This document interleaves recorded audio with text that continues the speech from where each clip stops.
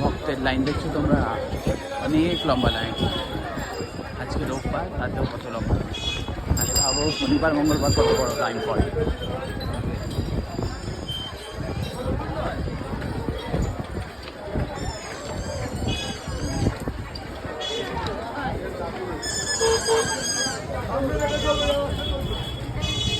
এই লাইনের শেষ নেই, পুরো ঘাট পর্যন্ত পৌঁছে গেছে।